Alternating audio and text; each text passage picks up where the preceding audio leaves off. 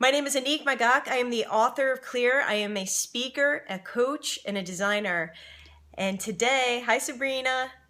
Today I wanted to talk to you about when you don't want to do something and you have to kind of figure out a way to actually do it.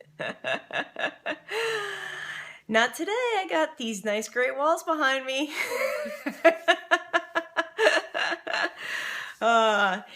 So I was actually experiencing this earlier today, and the problem was that I had a meeting that I needed to go to that I didn't really want to go to. I wanted to be there, but I didn't actually want to drive there, which is so unlike me. But let me tell you, the weather in the Northeast here has been incredibly dark and rainy and a little bit cold, and it's been feeling a little bit like winter.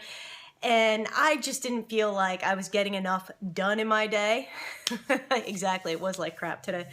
I wasn't feeling like I was getting done enough in my day, so I didn't really want to go to this meeting. And actually, it was a Toastmasters meeting, so I had to get up and actually speak today and do a speech. So I was doubly really not wanting to go anywhere. And it seems like as people are getting in here, they're talking about how it's depressing, the weather sucks, it's been crappy. So I'm hearing that you guys can definitely relate to this. So how do you get motivated when you don't want to go out, and especially when you need to perform? Like for instance, I also honestly didn't really feel like doing a Periscope because I didn't really feel like doing anything, just kind of feeling blah, and I want to put my pajamas on and get back under the covers. But I made it to the meeting, and the reason why I went to the meeting was A, that I needed to speak, and I always fulfill my obligations. If I make a commitment, I'm going to do it, and that's just a principle of mine.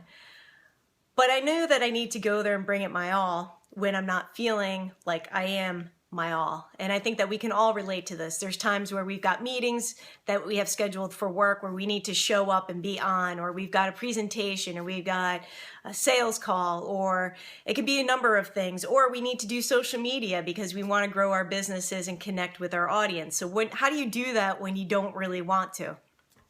All right, so here's a few strategies for that, and let me know if any of these resonate with you. Number one is identifying whether or not the commitment to you is actually real, true, and what you want to do. And when I say that, I'm saying this because sometimes it is better just to stay home. Like honestly, there are going to be times where it's just better if you don't go out. But if you take a second and assess, like, okay, is this going to help me? Even though I'm kind of resistant to it, is this going to help me? Then I will definitely, I'll tell you about the lighting later.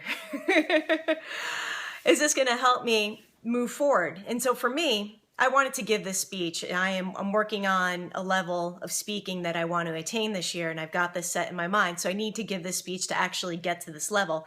The second thing is that I knew that I wanted to practice, and the only way that you get better by speaking is by practicing. And I've talked about this a lot.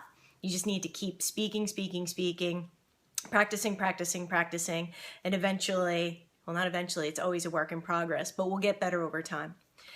So the second thing that I would recommend is to make sure that you put something on that makes you feel good. And I think that a lot of people can relate to this when I say that when you are not dressed well, or you feel schlubby, or you feel like you're wearing this shirt that doesn't make you feel good, it doesn't make you look good, maybe the cut's wrong, your pants are making you look fat, you cannot go out there with confidence. And let me tell you, that is going to be a number one killer as to not really want to get motivated when you're already not feeling motivated. So the second thing is to go out, get into your closet, figure out what are you going to wear, what makes you feel good, and what makes you feel like you can bring your best self. And the next thing is, put on some lip gloss, because you know what? It's going to make you feel better. It's going to make you put on your character, and sometimes you got to fake it till you make it. And getting into character, which I like to do through clothing or accessories, or maybe doing my hair a different way, gets me into like, okay, now I'm going into my speaking mode. So I'm going to present, and I'm in my Annick speaking mode, and I'm going to be able to bring my best self there and get motivated. Like, I've got a cute little outfit on, I'm going to feel better. I am definitely going to feel much better about going out and killing it. And the third thing I want to recommend, when we're talking about having to do stuff when you don't want to do it, is get the aspect out of it. What is that trophy for you at the end of the night? And for me, it was that I wanted to present an award to somebody, which was the third reason why I was going to this event.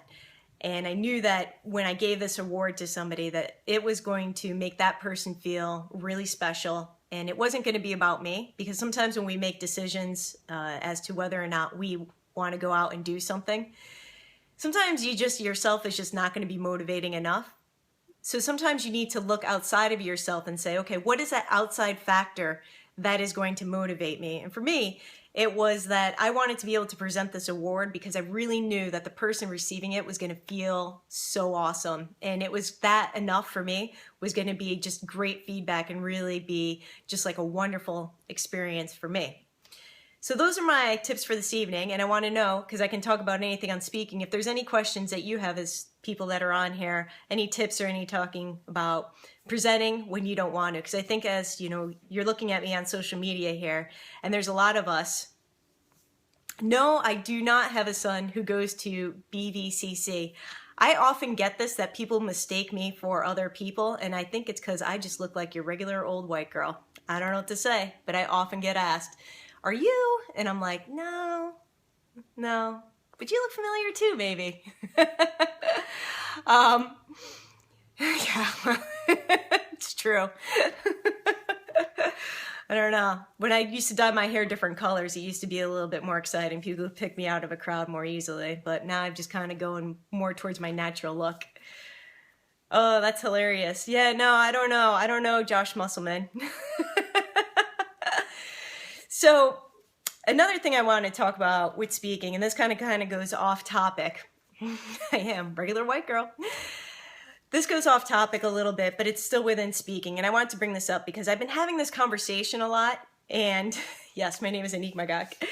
And there have been a couple of people that are also on here that maybe have been partaking in this conversation as well. So I kind of want to open up the discussion on that. And this is that when you, hey, thank you.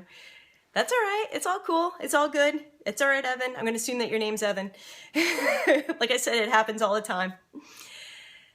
So one thing about speaking, and I think that some of the best speeches that happen, and also some of the best social media that happens, is when we actually talk really personally about an experience that's happened in our lives. This is a subject that I'm bringing up because it just keeps coming up, and I keep having these conversations with people about it. And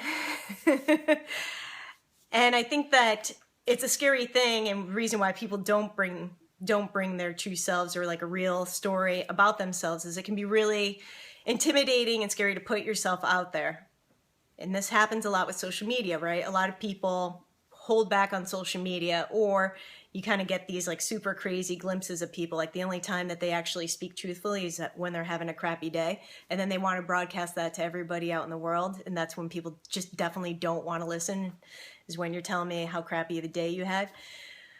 But when people share a story that's genuine, like the reason why I had a crappy day was that I experienced some bad news that made me feel bad, and people actually really relate an actual story to what was happening. I'm glad I'm seeing some hearts here, so I think that people are kind of relating to what I'm saying.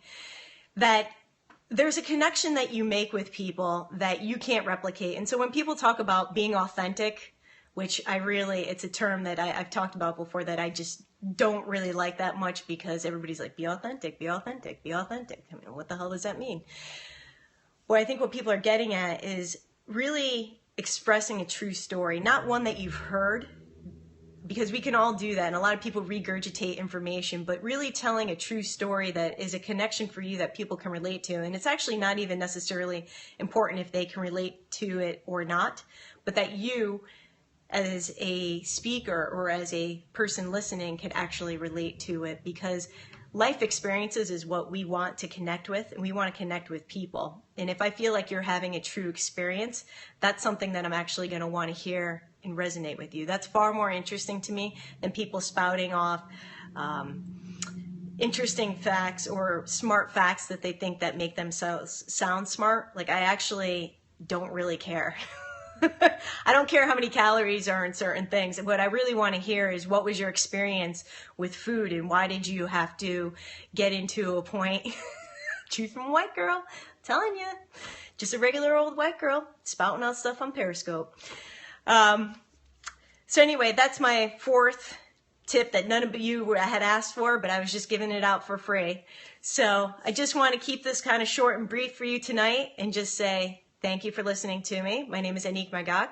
You can find me on social media underneath AnnickMagac at ANNICKMAGAC, or you can email me info@AnnickMagac.com. I love to hear from people, and I also love to hear what subjects you want me to speak about underneath health, fitness, mindset, and design. So it has been great. And Sabrina, you're totally right about that. I should definitely block the hecklers.